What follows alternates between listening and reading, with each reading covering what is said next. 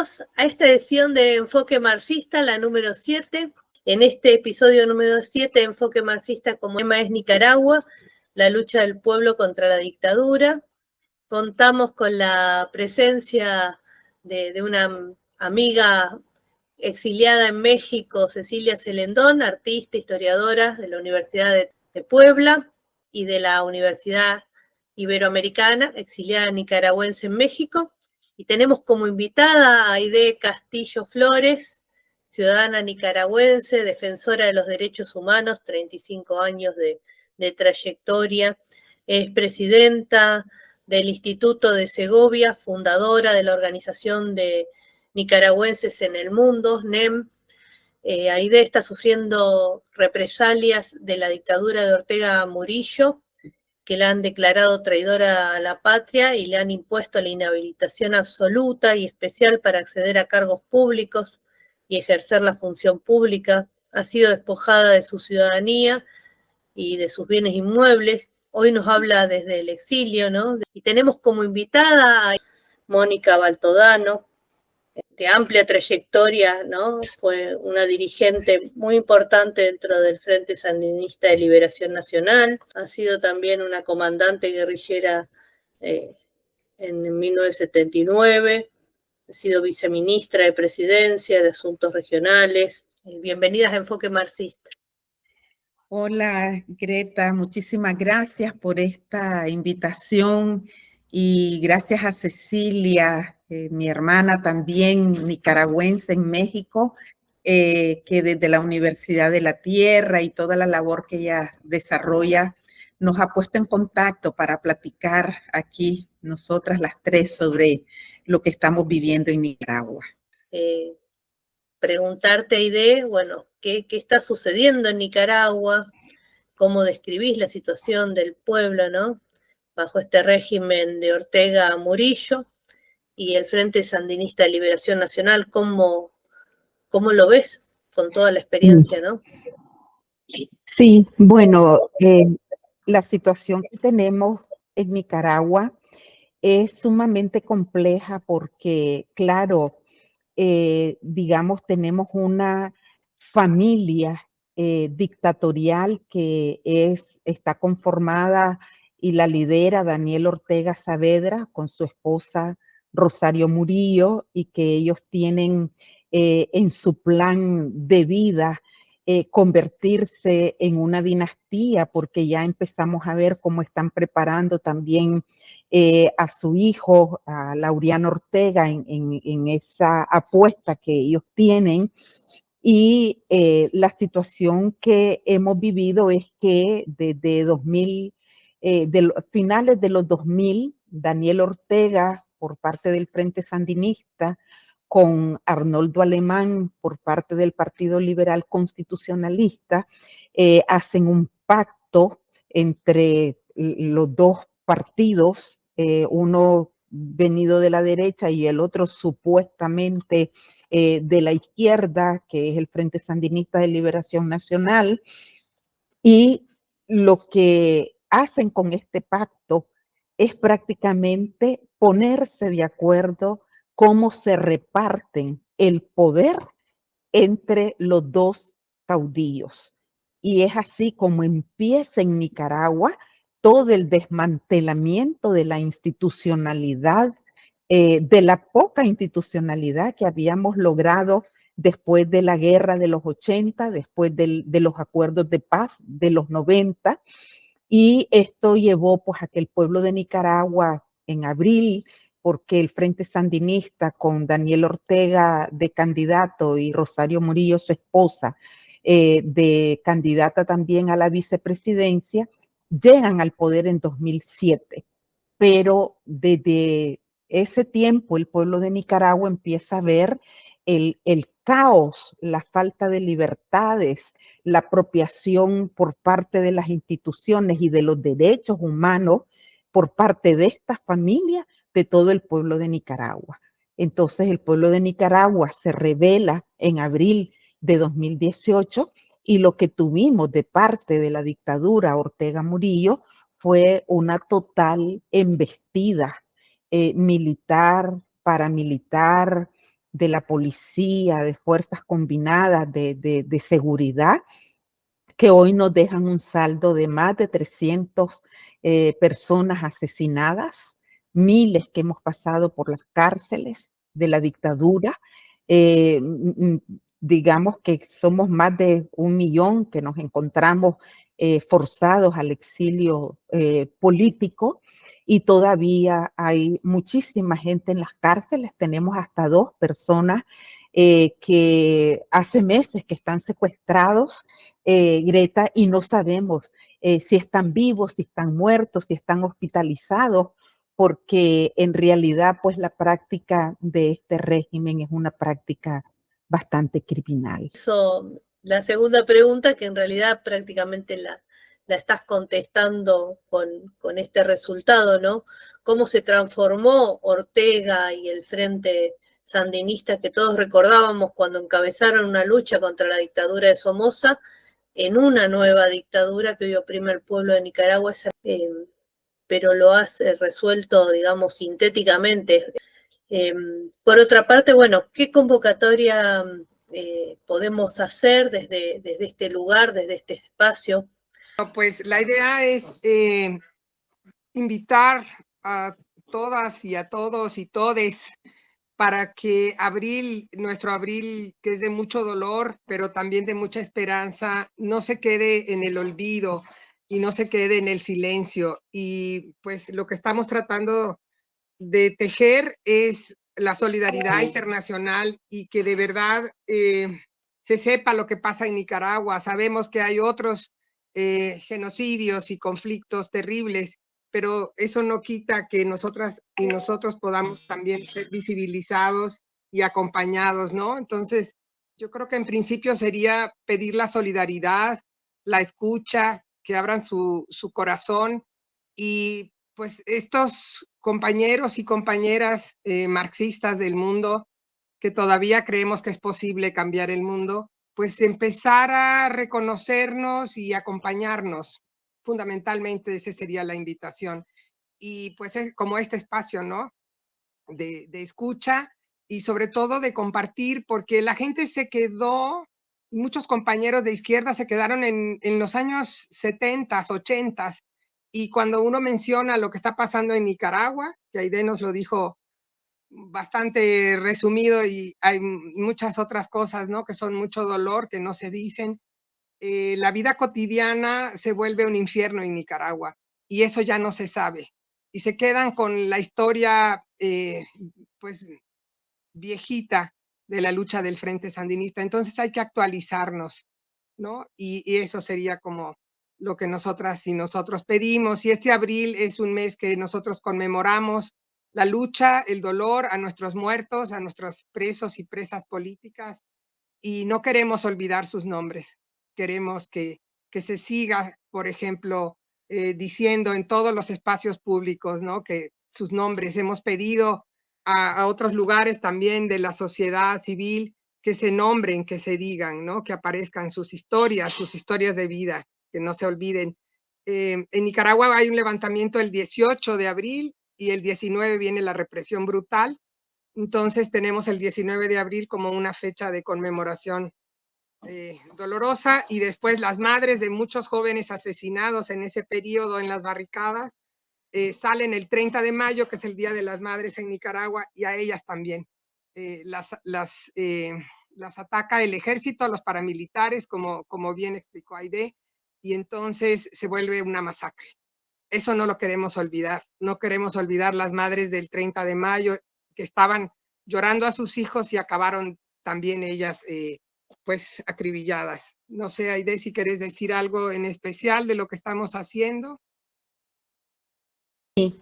Bueno, como bien dice Cecilia, Greta, para nosotros este mes de abril es un mes muy importante porque es el mes de la memoria, es el mes para nosotros de reflexionar cuál es la Nicaragua que queremos construir. Y esa Nicaragua nueva pasa necesariamente por la justicia, por la verdad, por la memoria, por el resarcimiento de tanto daño que ha sufrido el pueblo de Nicaragua a través de toda la historia. Y yo creo que este es un momento propicio y el programa de ustedes también es muy oportuno para decirles a quienes se ubican en esta parte de la historia, de la izquierda, del progresismo, ¿verdad? O sea, como hay tantas maneras de nombrarse, para decirles que no hay una dictadura mala si es de derecha y una dictadura buena si es de izquierda. Dictadura es dictadura. Las dictaduras no tienen ideología, no tienen valores, no tienen una apuesta política por el ser humano y por la dignidad. En realidad que las dictaduras, su objetivo es que esa cúpula, que ese grupo, esa familia permanezca en el poder a toda costa. Y no ha sido esa la aspiración del pueblo de Nicaragua y de sus juventudes a través de más de 200 años que tenemos en el país y la historia ancestral anterior. De manera que nuestro llamado es a que nos acompañen, es a que venga esa solidaridad, que dejen de pensar que Daniel Ortega y Rosario Murillo están viviendo otra revolución, que ellos realmente los traidores a la patria son ellos, junto con un clan en donde hay de todo, porque hay partidos de derecha, partidos de centro y todo, que los acompañan junto con algunas personas del gran capital, que están coludidos todos en este momento histórico para sacarle, digamos, para provocar este dolor en el pueblo. Y en abril nosotros les invitamos a reflexionar, a demandar la liberación de las presas y los presos políticos, a que presenten a los que todavía están secuestrados y no sabemos dónde están porque están desaparecidos prácticamente. Queremos que nos acompañen en la demanda de justicia y en la demanda en sus países, a que se rompa relaciones con este régimen, a que no se le considere legítimo y a que busquemos por todas las vías, sea cual sea el predominio ideológico, a que esté presente el nunca más la violencia, nunca más, que era la ilusión que nosotros teníamos cuando se fue Somoza. Pensábamos, nunca más va a haber tortura, nunca más van a haber presos políticos. Ese nunca más que lo volvimos a vivir. A mí me interesaría también que nos cuenten un poco más sobre qué pasó en ese levantamiento de 2018, ya encabezado por la juventud de Nicaragua, ¿no? Nicaragüense, y cuál es la situación de los presos políticos de ese levantamiento también, si ustedes nos pueden brindar ese panorama. Sí, bueno, ya decía de que, bueno, el pueblo de Nicaragua, como bien lo dicen ustedes, que también vivieron esa parte de la lucha contra Somoza, ha sido un pueblo que históricamente ha venido de rebelión en rebelión, solo que en otros momentos de la historia, como hemos resuelto todo a través de la guerra, de la violencia, esa ha sido la historia de Nicaragua por muchísimas razones.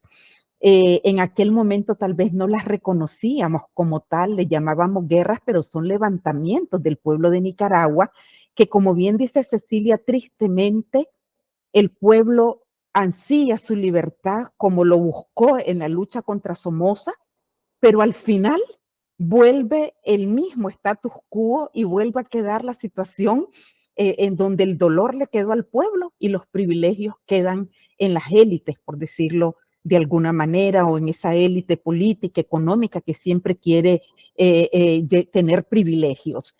En ese sentido, la rebelión de abril de 2018, yo diría, es de nuevo otro levantamiento del pueblo de Nicaragua para decir Bueno, en los tiempos de Somoza nos rebelamos contra un sistema supuestamente liberal, ¿verdad? En los 80 hubo un sueño que fue traicionado también por el Frente Sandinista y por esta familia. Vinieron los acuerdos de paz, vinieron 16 años de gobiernos liberales y la situación de Nicaragua sigue intacta.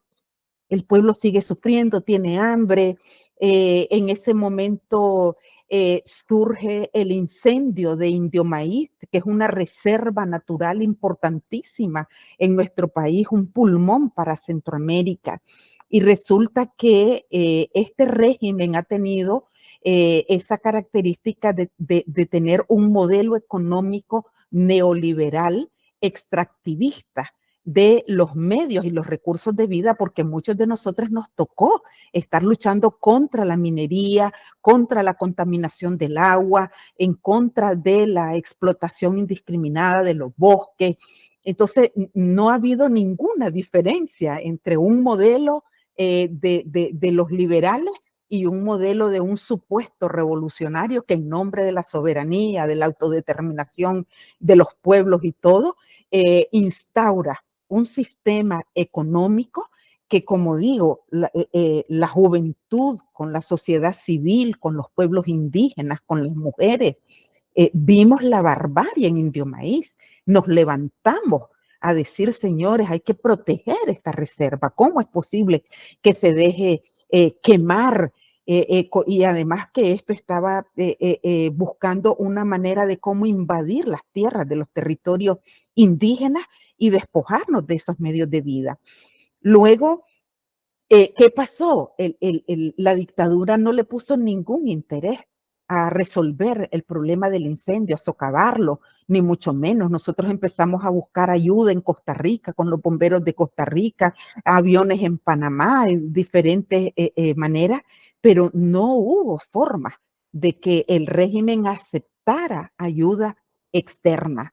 Pero sumado a esto, resulta que también este mismo régimen, siguiendo esa política económica, se plantea que una vez que han usado el dinero de la seguridad social de años de trabajo de muchísimos nicaragüenses, agarraron esas reservas y las usaron para hacer inversiones que fracasaron.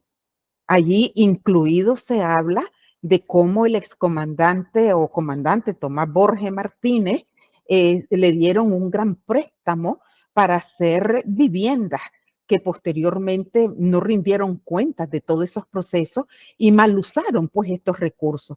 Entonces viene Daniel Ortega con Rosario Murillo y proponen una ley que prácticamente es decirle a los asegurados, vos vas a pagar esta deuda, hacerte cargo de algo todavía más de lo que ya han aportado por un mal manejo, digamos, de los recursos que no les correspondían a ellos. Entonces, se levanta también la juventud, la sociedad civil y todos para acuerpar. Nosotros en Nicaragua cariñosamente le decimos a los viejitos, ¿verdad? A todos los que reciben esa pensión producto de su trabajo y todo. Y lo que pasó fue que el régimen reaccionó ni más ni menos como lo pudo haber hecho en aquellos tiempos la Guardia Nacional, solo que en este caso era la policía acompañado de paramilitares venidos también del Frente Sandinista y dirigidos por la familia dictatorial. Entonces, cuando el pueblo se levanta, lo que recibe son balas. El pueblo no recibió posibilidades de decir, vengan, vamos a escuchar qué es lo que está pasando, cómo podemos encontrar una solución, sino que la respuesta de ese régimen fue decir que se le acuña esa frase a Rosario Murillo, el vamos con todo. Y el vamos con todo significa lo que para ellos le llaman también plomo, que es aquí hay que hacer todo lo que tenga que hacer para que Rosario Murillo y Daniel Ortega continúen en el poder y no se ponga en riesgo sus privilegios. una dictadura capitalista también, porque sigue con la apropiación de los bienes y de los derechos, ¿no? de los trabajadores y el pueblo nicaragüense. Es llamativo, ¿no? También que haya organizaciones todavía que defiendan a un régimen dictatorial contra el pueblo nicaragüense y se llamen o se denominen marxistas, ¿no? Es muy grave para nosotros. Gracias. La verdad que es muy interesante también plantear este tema de que en realidad hay continuas insurrecciones y rebeliones y estamos en una instancia revolucionaria, ¿no? del mundo en realidad para terminar con todas estas dictaduras. Ustedes se han logrado organizar y están muchos en el exilio, pero están acompañados también los que están exiliados de Venezuela, de Cuba, todas las revoluciones que son mucho más profundas y que ustedes vienen llevando adelante también en la defensa de los derechos humanos, en los derechos también que hemos planteado de las mujeres, ¿no? Que es tan importante que tengamos en cuenta que hay una revolución también de las mujeres. Son tiempos en que todo está cuestionado. Está cuestionado la izquierda, la derecha, el centro, las formas de hacer, la manera de hacer la economía, el famoso desarrollo, todo está cuestionado. Continuamos conociendo a los exiliados de la dictadura nicaragüense, de Ortega y Murillo. Mónica Bueno Baltodano, la presencia en este enfoque marxista, fue diputada disidente del movimiento de rescate del sandinismo durante el 2007-2012 y presidente de la ONG Popol Na, se dice así, ¿no? Así es, sí. Bueno, y ahí durante el desarrollo, de las actividades, se le quitó la personería jurídica, fue ilegalmente cancelada esta organización. Bueno, buenos días, muchas gracias por permitirnos también estar en este importante espacio y estamos a tus órdenes. Muchos no describen la situación de dictadura que está atravesando Nicaragua y defienden a este régimen de Ortega Murillo todavía. Contanos cuáles son, cómo lo ven ustedes desde el exilio y desde esta persecución que están atravesando, ¿no?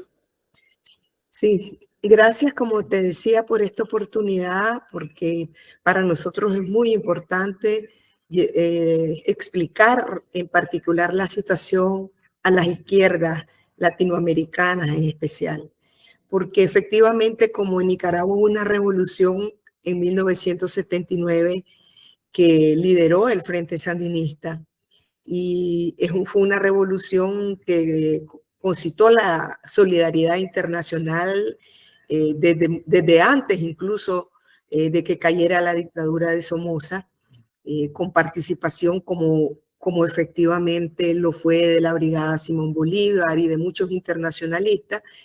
Esa revolución fue muy respaldada y sobre todo cuando comenzó la etapa de las agresiones norteamericanas contra la revolución. Cuando perdimos las elecciones en 1990, pues mucha gente sintió esa derrota también en carne propia a nivel internacional. Cuando regresa Ortega en el año 2006, toma posesión en enero del 2007, muchos creían que era la continuidad de esa revolución. Pero muchos de nosotros ya veníamos desde los años 90 denunciando la deriva dictatorial de Ortega, que se manifestó primero dentro del propio Frente Sandinista, apoderándose de la organización y convirtiéndola en un aparato totalmente a su servicio. Y lamentablemente hizo lo mismo con las organizaciones populares, cooptándolas por medio del manejo mafioso del poder del Frente Sandinista, de las candidaturas a diputados, de las candidaturas territoriales, hasta construir un aparato que ya no respondía a los valores, a los sueños, al proyecto de transformación que alguna vez había encarnado el Frente Sandinista. Y por eso, cuando Ortega regresa al gobierno, inmediatamente lo que hace es construir lo mismo que había hecho con el Frente Sandinista, lo hace ya con la nación, utilizando su influencia dentro del ejército, pero también mecanismos mafiosos con el ejército, como la reelección ilegal del jefe del ejército, la reelección ilegal de la jefa de policía. Él va construyendo un aparato de control que le permite después también controlar el Consejo Supremo Electoral, la Corte Suprema de Justicia, un régimen de verdad, absolutamente totalitario. Y lamentablemente hubo sectores de la oposición, de la propia derecha, pero sobre todo del gran capital, que a los que Ortega les facilitó todos los negocios, todas las maneras de enriquecimiento, porque su proyecto no solo estaba vaciado desde el punto de vista democrático, sino también desde el punto de vista de las transformaciones de lo que se supone va a ser un proyecto de izquierda. Y lejos de ello, más bien favoreció totalmente todas las políticas neoliberales y con eso hizo una gran alianza con el gran capital. Entonces, estos decidieron... La concentración también.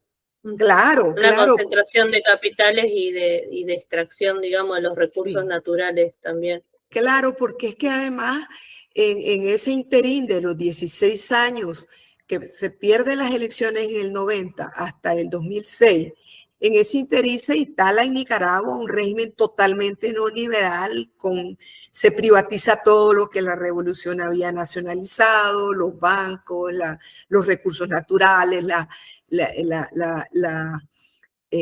todas las actividades principales que tenían que ver con los recursos naturales se habían nacionalizado. Se pasa a las privatizaciones y cuando Ortega regresa, él ya viene convertido él también ya se había convertido en un gran capitalista y por lo tanto lo que viene es a representar esos intereses en contubernio con las cámaras y sobre todo particularmente con el capital financiero, con los banqueros, ¿verdad? Pero también en buenas relaciones con las transnacionales de las comunicaciones, con las transnacionales de la energía, ¿verdad? Y empieza a construir un emporio también en el sector energético, del cual ahora ellos son parte muy importante, toda la familia de Ortega y Rosario Murillo. Entonces, esa mutación en términos del contenido del proyecto ahora viene a ser defendida sobre la base de la eliminación total de todas las libertades y de todos los derechos civiles en el país. Es decir, él es un dictador que aparenta ser un dictador de izquierda, pero en realidad el contenido de su política de carácter económico, de carácter social, de carácter financiero, en términos de producción, en términos de extractivismo, todas son políticas realmente muy ultraderechistas, pero navega con un discurso como que si fuera de izquierda. Esta dictadura del capital, como le decimos a varias de los regímenes que están en Latinoamérica disfrazados, ¿no?, de revolucionarios, en este caso, como esta organización de ustedes como exiliados está al frente, digamos, de la denuncia de esta situación y cómo pueden organizarse a través de estar fuera del país, ¿no? También con todo lo que significó los movimientos juveniles en 2018, los presos políticos que también fueron, además de los que fueron expatriados, los que están presos todavía también. Bueno, a partir de las jornadas populares del 2018, hemos vivido un proceso que no es lineal, ¿verdad? Lo primero que hizo fue capturar, asesinar, desmontar a balazos los cortes de carretera o tranques que se organizaron, que realmente eran como tranques de autodefensa, ¿verdad? Porque en los primeros 4 días hubieron 60 asesinados, en 40 días de que apenas eran pequeñas marchas. Entonces, la gente levanta barricadas para defenderse y después bota las barricadas a balazos, elevando el número de muertos a 355. Captura más de 800 personas, hay 2.000 heridos. Después vienen y se dan una autoamnistía porque está claro de que cometieron crímenes de lesa humanidad, entonces dictan una ley para liberar a 800 presos, pero a la vez autoamnistiarse de todos esos crímenes. Y aparecía como que íbamos a entrar en un periodo de flexibilización de esa represión. Pero en el 2021 eso fue clarísimo que no correspondía realizar elecciones, y en vez de realizar elecciones capturó a toda la dirigencia política opositora, eliminó todos los partidos políticos y comenzó a eliminar organizaciones populares, organizaciones sociales, todas ilegalizadas, más de 3.500 organizaciones. Y en ese contexto represivo, muchos que los habíamos mantenido entre medio escondiéndonos, cuidándonos, tuvimos que salir al exilio. Y te estoy hablando que dentro de esos miles de exiliados, porque en Costa Rica hay casi 240.000 solicitantes de refugio, en Estados Unidos hay más de 400.000, en España casi 100.000. Dentro de ellos, muchos que habíamos participado en la revolución o los hijos de quienes habían participado en la revolución. Es una oposición plural en donde quienes venimos del sandinismo, pero hay otros que vienen de los partidos liberales, otros que vienen de los partidos conservadores y una gran mayoría que no venía de ninguna militancia, que sufrimos no solo el exilio, sino que después, en el año pasado, fuimos más de 300 desnacionalizados, que nos quitaron además todos nuestros bienes, las viviendas que habíamos dejado en renta y con lo cual pagamos acá en Costa Rica, en el exilio, nuestra vivienda, y hasta llegan al extremo de quitarnos la pensión de jubilación, ¿verdad?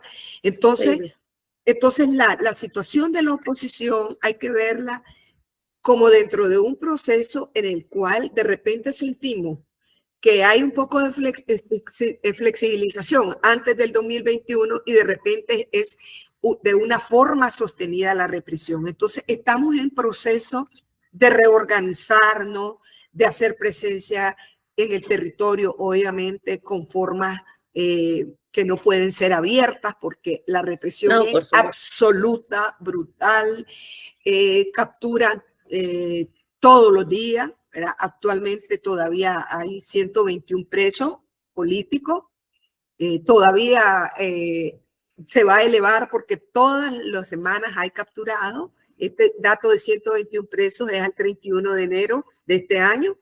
19 mujeres están presas en condiciones infrahumanas. Entonces, lo que estamos haciendo es como tratando de reorganizarnos. Algunos lo hacemos por identidad, los que estamos más cercanos, haciendo esfuerzos para enfrentar los graves problemas que sufre el exilio, sobre todo el que viene de los sectores populares, de las comunidades indígenas, que tienen que salir al exterior en condiciones de refugio a tratar de ver cómo sobreviven en primer lugar, porque también hay una persecución brutal contra la familia. Adicional a esos 300 desnacionalizados, hay más de 1.000 desnacionalizados de facto, porque no los dejan entrar al país o los expulsaron, ¿verdad? Entonces, es una situación bien compleja, pero hay un espíritu elevado de lucha de todos los nicaragüenses que hemos sufrido esta represión y estamos en un proceso de reorganización en todo sentido para tratar de encontrar las vías, esta vez cívicas, porque no queremos otra lucha armada. Las luchas armadas en Nicaragua han sido cruentas y han dejado miles de muertos, pero no quiere decir que no sea activa. Tiene que ser una lucha pacífica, pero muy activa, que tiene que encontrar y descubrir nuevas formas de relanzamiento que nos permita salir de esta dictadura. Todos decimos lo más pronto posible, pero obviamente va a requerir un tiempo en el cual la cooperación internacional, la solidaridad internacional, el internacionalismo de nuevo vuelve a ser esencial, ¿verdad? Porque estamos conscientes de que hay demasiados problemas en el mundo, guerras, situaciones, y a veces Nicaragua pareciera como que ya no pasa nada, pero realmente todos los días hay represión, todos los días hay nuevas víctimas, todos los días hay capturados, todos los días hay actos que nunca terminan de sorprendernos, como un régimen que venía de una lucha transformadora haya terminado en esta terrible situación que estamos viviendo. Mónica, pero sin embargo, o sea, los levantamientos de las juventudes, de las mujeres, a pesar de toda esa persecución, ese ensañamiento, todo lo que están haciendo con ustedes principalmente, pero hay una resistencia feroz en realidad dentro de Nicaragua a la dictadura de Ortega Murillo, o por lo menos eso es lo que parece, porque se está dando también a nivel de América Latina todo un proceso de primeras líneas, de enfrentamientos, ¿no? Hacia los regímenes políticos, tanto de las democracias burguesas como de estos regímenes de dictaduras capitalistas disfrazadas, ¿no? De regímenes populistas, ¿no? Sí, en Nicaragua desde 2018 están prohibidas las manifestaciones, y los intentos que hicimos en el año 2019 fueron brutalmente reprimidos. Se crearon leyes para encarcelar por el simple hecho de publicar algo contra el gobierno en Facebook o en cualquiera de las redes sociales. Se crearon, se hicieron leyes para acusar a cualquiera de traición a la patria y poderle incluso ya hicieron reformas constitucionales para poder desnacionalizar prácticamente de facto. Entonces, y llegaron al colmo de que en un país que es bastante católico y que es bastante religioso, prácticamente pasaron a perseguir a los sacerdotes.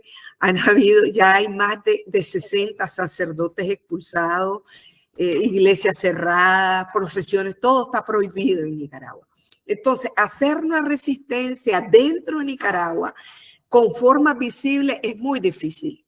Sin embargo, las encuestas muestran el nivel de deterioro que ha sufrido el régimen, donde prácticamente actualmente solo hay un 13% que se sigue identificando con ese gobierno. Y la mayoría no lo respalda, lo repudia y se manifiesta bajo diferentes formas.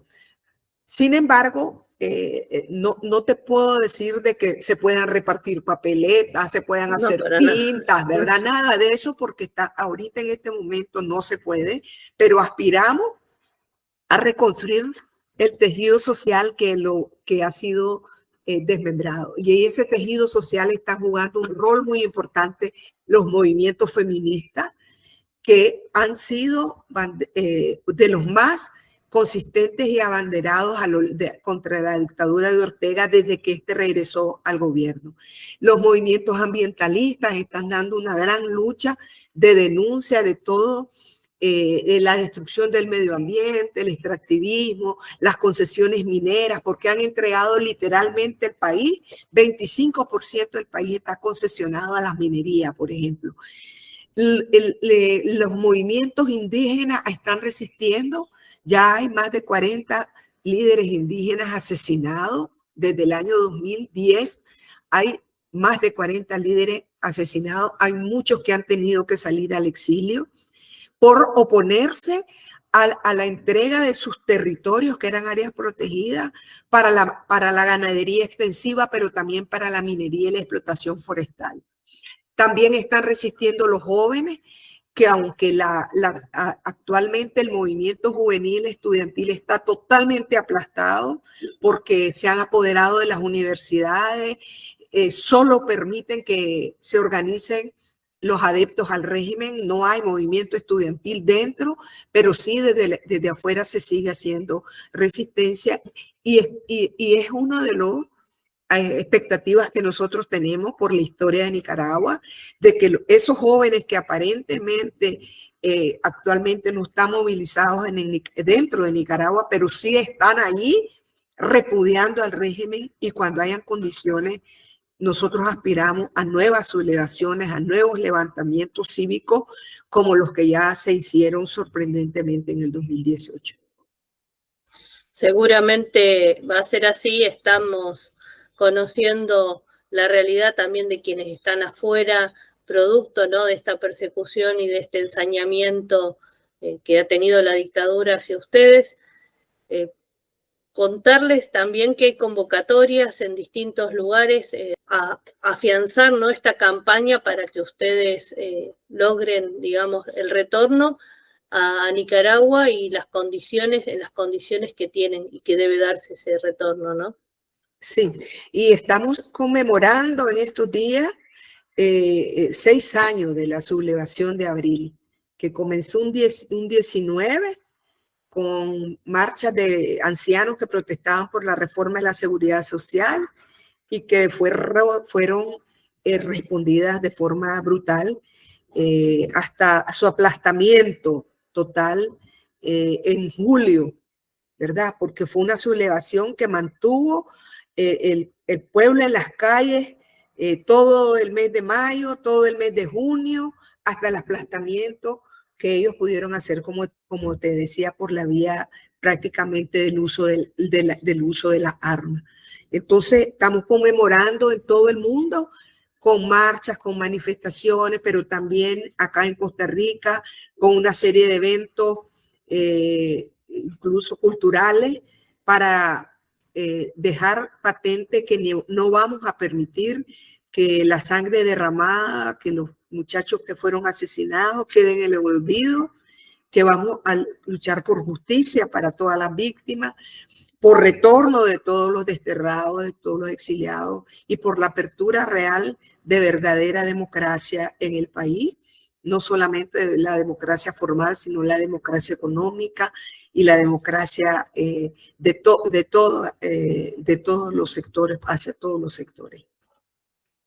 Del pueblo nicaragüense, por supuesto. Estamos muy agradecidos, Mónica. Si nos querés brindar algún punto específico de toda esta lucha que viniste llevando adelante también con tus compañeros, y cuál es, en tu caso particular, cómo considerás, ¿no?, esa crítica también hacia, digamos, el Frente de Liberación Nacional Sandinista. Sí, la revolución sandinista fue la última revolución armada del continente, la última del siglo XX, y el análisis de cómo de una fuerza que tuvo vocación transformadora, vocación democrática, vocación popular, que aspiraba a construir una sociedad más justa, con justicia social, pudiera derivar en esta dictadura que es, para mí, la peor de las dictaduras en América Latina, porque es la más cerrada, tiene vocación familiar, ha hecho descansar todas las decisiones en solo 2 personas, Rosario Murillo y Daniel Ortega. Es represiva, mentirosa, misógina, también es colonialista, tiene una vocación antiindígena bien clara. Entonces, creemos que es importante el análisis de esa mutación también como experiencia para otros movimientos revolucionarios y de izquierda de América Latina. Creo que el análisis de lo que nos ha pasado tiene validez y tiene puntos en común. Las revoluciones son reversibles y no lo son necesariamente por factores externos. Lo vimos en la gran revolución de Rusia, o lo vimos lo hemos visto en otras revoluciones del continente. Es importante, son sus propios hijos a veces los responsables de las reversiones de esas revoluciones, y es lo que ha pasado en el caso de Nicaragua. Y por otro lado, creemos que es importante, yo reivindico las palabras de Boric cuando dice, cuando se ponen en segundo plano los derechos humanos básicos, los derechos humanos, los derechos cívicos, las libertades, se relativizan, entonces lo que viene, lo que podemos esperar es que se transformen en monstruosidades, ¿verdad? Como las que ya conocemos en otras latitudes. Entonces, nosotros creemos que una de las cosas uno de los mensajes más importantes para los procesos transformadores en América Latina es que las transformaciones que nos proponemos no pueden relativizar los derechos humanos, el derecho a la vida, el derecho a la libertad, el derecho a pensar diferente, el derecho a la expresión libre. No pueden relativizar esos que nosotros en algún momento catalogamos como ciertas libertades burguesas, pero yo creo que son importantes, y el experimento y la experiencia de Nicaragua creo que enseña mucho en esa dirección. O sea, hay que ser capaces de hacer transformaciones profundas de la realidad material, pero sin subestimar los derechos básicos, los derechos humanos esenciales de los seres humanos, ¿verdad? Yo creo que es parte de las reflexiones que nos hacemos y que creemos que le pueden servir a las izquierdas. Te agradecemos, Mónica, agradecerte a Aide, a Cecilia, por contarnos sus vivencias, estos planteos. Ha sido un gusto tenerlas en esta edición de Enfoque Marxista número 7, dedicada por entero a la lucha del pueblo de Nicaragua. Que le den el me gusta y que compartan, que no olviden suscribirse también a Enfoque Marxista para dejarnos sus opiniones. Está la sección de comentarios en este video de YouTube, y de la Marcha Internacional, que es una comunidad que está creciendo día a día. Les agradecemos, las saludamos. Nosotros tenemos el espacio en la articulación de movimientos sociales, que tiene también su sitio para campañas, y la pueden buscar en Facebook, Articulación de Movimientos Sociales de Nicaragua, para seguir también las campañas por la libertad de los presos y las presas políticas, pero también el recordatorio de todos aquellos que fueron asesinados en el contexto de estas luchas, y para seguir demandando el retorno a la democracia y a las libertades en nuestro país. Gracias por todo. Gracias a vos, gracias a vos. Y saludos también a Cecilia. Gracias. Muchísimas gracias, Greta, por invitarnos. Aquí vamos a estar siempre unidas en esta lucha. Muchas gracias, Greta, gracias a Aide, gracias a Fabián, gracias a Jesús, que fue nuestro tejedor mágico. Y de verdad, muchísimas gracias a quienes nos están escuchando, para que abran su corazón y empiecen a mirar a Nicaragua, el dolor de Nicaragua, pero también la fuerza de Nicaragua. No nos vamos a rendir. Nicaragua amanecerá. Amanecerá. Amanecerá, sin duda, sí. Muchas gracias. Gracias, hasta luego. Hasta luego.